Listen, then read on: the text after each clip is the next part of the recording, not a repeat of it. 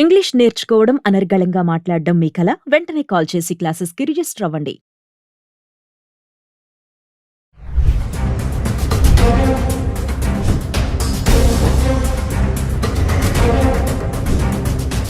Hi hello నమస్తే welcome back to Suman TV. ప్రస్తుతం మనతో పాటు ఉన్నారు consumers welfare committee chairman Mandadi Krishna Reddy గారు. సార్తో మాట్లాడదాం. నమస్తే సార్. నమస్కారం అమ్మా. సార్, ట్రంప్ హవా చాలా వేగంగా నడుస్తుంది. మరి ఇంకా చాలా నిర్ణయాలు తీసేసుకుంటున్నారు.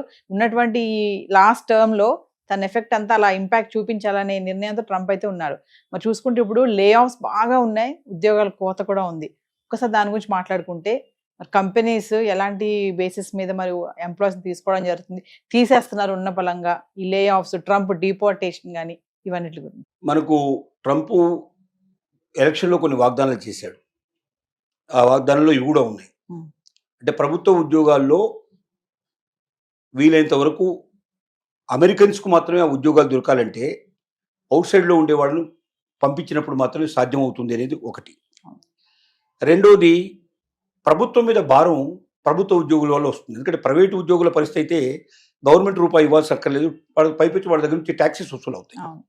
కానీ గవర్నమెంట్ నడపడంలో మనకు గవర్నమెంట్ ఉద్యోగస్తులు అయినప్పుడు ఏమవుతుందంటే వాళ్ళ జీతభత్యాలు వాళ్ళకి కావాల్సినవన్నీ ఇవ్వాలి. రెండోది ఏంటంటే ప్రైవేటు వాడైతే తక్కువ ఇచ్చినా ఏదో రకంగా ఎక్కువ మేనేజ్ చేసుకోవడానికి పాసిబిలిటీ ఉంటుంది, కానీ గవర్నమెంట్ అలాంటి తప్పుడు పనులు చేయడానికి అవకాశం ఉంది. ఖచ్చితంగా అమెరికన్ సిటిజన్స్కి ఇచ్చినప్పుడు మామూలుగా కంపేర్ చేస్తే, అంటే అదర్ కంట్రీస్ నుంచి అక్కడికి వచ్చినటువంటి వాళ్ళు ఎవరున్నారో వాళ్ళకి, వీసా మీద వచ్చినటువంటి వాళ్ళకి ఇచ్చేటువంటి వాళ్ళకి ఏదైతే జీతాలు ఉన్నాయో, భత్యాలు ఉన్నాయో దాని మీద కనీసం 5 నుంచి 10 టైమ్స్ వరకు ఎక్కువ ఇవ్వాల్సిన పరిస్థితి ఏర్పడుతుంది. ఇలాగా ఇస్తున్నప్పుడు దీన్ని నడపడానికి అయ్యే ఖర్చు అంతా కూడా మరి ట్యాక్స్ పేయర్స్ నుంచి వచ్చే మనీ కదా. ఇది అమెరికన్ ప్రజల నుంచి వచ్చే డబ్బే తప్ప ఇది గవర్నమెంట్ కంటే ఎక్కడి నుంచి వస్తుంది? ట్యాక్సుల రూపంలో వచ్చేటువంటి, పన్నుల రూపంలో వచ్చేటువంటి వాటి నుంచే ఖర్చు పెట్టాలి. కాబట్టి అతను ఏమని చెప్పాడంటే, అనవసరంగా ఏ ప్రెసిడెంట్ వచ్చినప్పుడల్లా ప్రజల మెప్పు కోసం అని చెప్పి పనికిరాని సంస్థలన్నిటి క్రియేట్ చేసి, పనికిరాని డిపార్ట్మెంట్ అన్ని క్రియేట్ చేసి విపరీతంగా గవర్నమెంట్ ఉద్యోగులు తీసుకొని, గవర్నమెంట్ ఉద్యోగుల వల్ల ప్రభుత్వానికి వచ్చేటువంటి ఖజానా చాలా ఖర్చు అయిపోతుంది, విపరీతంగా నష్టపోతుంది. కాబట్టి దీన్ని నేను భారాన్ని తగ్గిస్తాను, సరైన రీతిలో నడుపుతాను, ప్రైవేట్ సంస్థలకు ఎక్కువ అవకాశాలు కల్పించి తద్వారా ఎక్కువ ఎంప్లాయ్మెంట్ క్రియేట్ చేసి దాని ద్వారా మనకు ట్యాక్సెస్ కూడా ఎక్కువ తీసుకొచ్చి అమెరికన్ సిస్టమ్ని ఇంకా బాగా మనం అద్భుతంగా తయారు చేసి, బాగా బలవంతంగా తయారు చేసి మనం ఎక్కువగా ఆర్థికంగా ఇంకా బలపడేటువంటి పరిస్థితి తీసుకొస్తామన్న వాగ్దానం చేశాడు. దానికి తోడుగా ఏం చేశాడంటే, ట్రంప్ సర్కార్ రాగానే చేసిన పని, ఎలాన్ మస్క్ ఆధ్వర్యంలో ఒక కమిటీ వేశారు.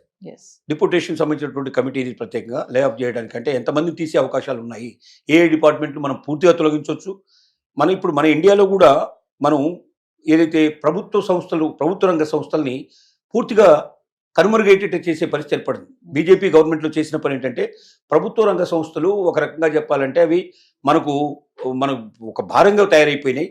దాంట్లో పనిచేసే వాళ్ళు తక్కువ ఉంటారు, ఎక్కువగా తినేవాళ్ళు ఎక్కువ ఉంటారు. కాబట్టి ప్రభుత్వ రంగ సంస్థల్ని పూర్తిగా నిర్వీర్యం చేయండి, తీసేసేయండి, వాటిని తీసి ఎవరికైనా ప్రైవేట్ వాళ్ళకి అమ్మేసేసేయండి. తద్వారా ఏమవుతుందంటే అవి బాగా బలంగా పనిచేస్తాయి, దాని నుంచి మనకు రెవెన్యూ కూడా ఎక్కుతుంది, మనకు ట్యాక్స్లు కూడా వస్తాయని చెప్పి మన వాళ్ళు ఎప్పుడు తీసుకున్నారు. నేనే మన దగ్గర ఇప్పుడు 10 ఏళ్ల నుంచి నడుస్తున్న పని అదే. 15 ఇప్పుడు 10 ఏళ్ళు దాటి ఇప్పుడు మన మోడీ సర్కారు వచ్చిన 10 ఏళ్లలో almost all more than 60 to 70% మంచి మంచి ప్రభుత్వ రంగ సంస్థలు, కోటాను కోట్ల రూపాయల విలువైన ప్రభుత్వ రంగ సంస్థలు కూడా పూర్తిగా అమ్మేయడం జరిగింది, వేలం వేసి ప్రైవేట్ వాళ్ళకి అప్పచెప్పడం జరిగింది. ఇలాంటి స్థితి ఇప్పుడు అక్కడ కూడా. దీనికి ఒక కమిటీ మన ఇండియాలో ఎట్లా వేశారో, ఎలన్ మస్క్ ఆధ్వర్యంలో అక్కడ కూడా ఒక కమిటీ వేశారు. ఆ కమిటీ కింద ఏం చేశారంటే, వాళ్ళు ఏ రంగాలు, అన్ని రంగాలు పరిశీలించి ఈ రంగాలు క్లోజ్ చేయండి, ఈ రంగాల్లో తగ్గించేసేయండి అని వాళ్ళు చెప్పారు. ఇది ప్రభుత్వ రంగానికి సంబంధించినటువంటి వ్యవహారాలు. దీంట్లో ముఖ్యంగా ఎడ్యుకేషన్ డిపార్ట్మెంట్ కూడా ఒకటి ఉంది. ఎడ్యుకేషన్ డిపార్ట్మెంట్ కూడా వాళ్ళు ఏం చేశారంటే పూర్తిగా మూసేయాలని డిసైడ్ చేశారు. ఎందుకు మూసేయాలని డిసైడ్ చేశారు? ఎడ్యుకేషన్ డిపార్ట్మెంట్ సెంట్రల్ గవర్నమెంట్ కింద కాకుండా స్టేట్ గవర్నమెంట్ కిందనే ఉండాలి అనేది వాళ్ళ ఉద్దేశం. ఎందుకంటే ట్రంప్ సర్కారు డైరెక్ట్గా ఇప్పటిదాకా వాళ్ళకు కూడా ఒక శాఖని వాళ్ళు నిర్వహిస్తున్నారు. ఈ శాఖ ద్వారా ఏమవుతుందంటే ప్రతి స్టేట్కి కొంత అమౌంట్ వాళ్ళు దీని ద్వారా వాళ్ళకి ఒక రకమైనటువంటి వాళ్ళకి ఇస్తున్నారు, వాళ్ళకి గ్రాంట్ కింద ఇస్తున్నారు. ప్రతి స్టేట్కి కొంత గ్రాంట్ ఇస్తున్నారు, కొన్ని యూనివర్సిటీస్ కొన్ని గ్రాంట్స్ ఇస్తున్నారు. అంగవైకల్యం ఉండేటువంటి వాళ్ళు, అందులైనటువంటి పిల్లలకి చదువుకోవడానికి వాళ్ళకి అవకాశాలు కల్పించేట్టుగా కొంత గ్రాంట్ అదనంగా పోతుంది, నిరుపేదలైన వాళ్ళకి కొంత గ్రాంట్ పోతుంది. ఇప్పుడు ఎలన్ మస్క్ ఏమని వాళ్ళకి గవర్నమెంట్కి రికమెండ్ చేసిందంటే, అసలు ఎడ్యుకేషన్ డిపార్ట్మెంట్నే పూర్తిగా తీసేయండి. తీసేయడం వల్ల ఏంటి? దీనివల్ల మనకు ప్రభుత్వానికి చాలా డబ్బు మిగులుతుంది. మనం కోటాను కోట్ల రూపాయలు దీనికి మిలియన్స్ ఆఫ్ రూపీస్ మేము ఖర్చు పెడుతున్నాము. ఈ మిలియన్స్ ఆఫ్ రూపీస్ మనం మిగిల్చుకునే అవకాశం మనకు ఉంటుంది. స్టేట్ గవర్నమెంట్కి అప్పచెప్పేయండి, స్టేట్ గవర్నమెంటే చూసుకుంటాయి. స్టేట్ గవర్నమెంట్ ఎప్పుడైతే నిర్వహిస్తాయో మనకు భారం ఉండదు. మనం ఎందుకు సెంట్రల్ గవర్నమెంట్ కింద మనం ఎందుకు చూడాలి అంటే అక్కడ పేర్లు వేరుగా పెడతారు అనుకోండి, స్టేట్ సెంట్రల్ అని కాకుండా డిఫరెంట్గా పెడతారు అక్కడ. కానీ ఏదైనప్పటికీ అర్థం అదే, మనకు సెంట్రల్ గవర్నమెంట్ అనేది ట్రంప్ నిర్వహించేటువంటి ప్రత్యేకమైనటువంటి శాఖలు మనం ఇక్కడ సెంట్రల్ గవర్నమెంట్ అంటున్నాం. ఏ స్టేట్కి ఆ స్టేట్ ప్రత్యేకంగా అక్కడ ఉండేటువంటి గవర్నర్స్ కింద అక్కడ ఛాన్సలర్స్ అంటారు, గవర్నర్స్ అంటారు, రకరకాల పేర్లు ఉన్నాయి అక్కడ. వాళ్ళు నిర్వహించే పద్ధతి ప్రకారంగా వాళ్ళు చేసుకుంటారు అక్కడ. దీని లోపల సిస్టంలో ఇప్పుడు ట్రంప్ సర్కారు తీసుకున్న నిర్ణయం లోపల వాళ్ళు వీలైనంత డిపోటేషన్ల కింద చాలా వరకు తగ్గించాలి. గవర్నమెంట్ ఉద్యోగస్తులు తగ్గిపోవాలి, ప్రైవేటు ఉద్యోగస్తులు పెరగాలని వీళ్ళు ప్రయత్నిస్తారు. కానీ ప్రైవేటు ఉద్యోగస్తులుగా తగ్గుతున్నారు. ఇప్పుడు ఎడ్యుకేషన్ డిపార్ట్మెంట్లో 4,100 మంది పనిచేస్తున్నారు. 600 మంది స్వచ్ఛందంగా మేము విరమణ తీసుకుంటామని వాళ్ళు పదవి విరమణ చేశారు. మిగిలిన వాళ్ళందరినీ ఏం చేయాలి? ఇప్పుడు వాళ్ళని బలవంతంగా ఇంటికి పంపించేసి వాళ్ళకి ఎంతో బలవంతంగా పంపించాలంటే డెఫినెట్గా ఒక 2 సంవత్సరాలు, 3 సంవత్సరాలు, 5 సంవత్సరాల శాలరీ వాళ్ళకి ముందే ఇచ్చేయాల్సిన పరిస్థితి ఏర్పడుతుంది. దాన్ని బట్టి వాళ్ళకు ఒక్కొక్కటి వాళ్ళు ఎట్లాంటి నియామకాలు ఉన్నాయో వాళ్ళకు కండిషన్స్, టర్మ్స్ అండ్ కండిషన్ ప్రకారం ఇవ్వాలి. లేదంటే ఏం చేయాలి? వీళ్ళని వేరే డిపార్ట్మెంట్లో కలిపేయాలి తీసుకెళ్ళి. అంటే ఎక్కడెక్కడ అవసరాలు ఉన్నాయో మళ్ళీ కొత్త ఉద్యోగాలు తీసుకోకుండా వీళ్ళని తీసుకెళ్ళి అక్కడ కలిపేసి చేయాలి. ఇలాంటివన్నీ వాళ్ళు చేస్తున్నారు.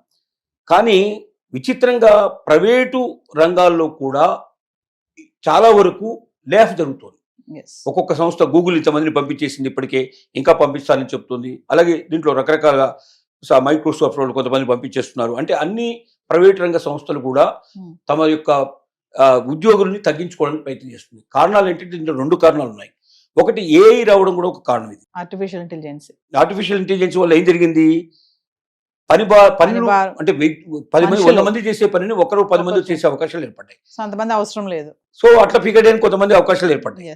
రెండోది ఏమైందంటే ట్రంప్ తీసుకున్న నిర్ణయం వల్ల ఇవాళ వీసా సిస్టమ్ లోపల వాడికి L1 వీసా దొరికేటువంటి పరిస్థితి లేదు. వాడికి ఇంకా వేరే రకమైన వీసాలన్నీ మొత్తం కొత్తగా క్యాన్సిల్ చేసేస్తారు. ఇప్పుడు అందరూ చెప్పేది గోల్డ్ కార్డు తీసుకోమంటున్నాడు. గోల్డ్ కార్డు తీసుకోవాలంటే సుమారుగా 50 కోట్లు కట్టాల్సిన పరిస్థితి ఏర్పడుతుంది. అంత డబ్బు కట్టి ఒక్కొక్కరిని తీసుకురావాలంటే మామూలు వాళ్ళని తీసుకురాలేరు. కాబట్టి ఏం చేస్తున్నారంటే వీలైనంత వరకు మన సంఖ్య తగ్గించుకుందాం. ఎందుకంటే ఎప్పుడైతే మరి విదేశాల నుంచి మనం తీసుకురాలేమో అదే అమెరికన్స్ మనం తీసుకుంటే వీళ్ళ దగ్గర శక్తి లేదు, ఆ సత్తా లేదు. అంటే ఒకటి టెక్నాలజీ వీళ్ళ దగ్గర లేదు. టెక్నాలజీ లేని వాడిని తీసుకోవడం వల్ల ఇంకా మనకు వర్క్ పాడైపోతుంది. రెండోది టెక్నాలజీ ఉన్నవాడిని పట్టుకురావాలంటే అంత డబ్బు మనం కట్టలేము. కాబట్టి ఆ మేరకు మన బిజినెస్ తగ్గించుకున్నాం. కాబట్టి వాళ్ళని ఉద్యోగస్తులు తగ్గించేద్దామని నిర్ణయించుకొని ఒక్కొక్క దాంట్లో 10%, 20%, 30% అట్లా తగ్గించుకుంటూ వస్తున్నాం. సో అందువల్ల ఒకేసారి చాలా పెద్ద పెద్ద సంస్థలు ప్రపంచవ్యాప్తంగా పేరు మోసినవి, ముఖ్యంగా భారతీయుల మీదనే ఎక్కువ ఎఫెక్ట్ పడుతుంది. ఎందుకంటే భారతీయులంతా ఇంటెలెక్చువాలిటీ కానీ ఇంత ఒబీడియన్స్ కానీ వాళ్ళకి వేరే దొరకదు. వేరే కంట్రీస్లో నుంచి వచ్చే వాళ్ళకి ఇంత ఒబీడియన్స్ ఉండదు.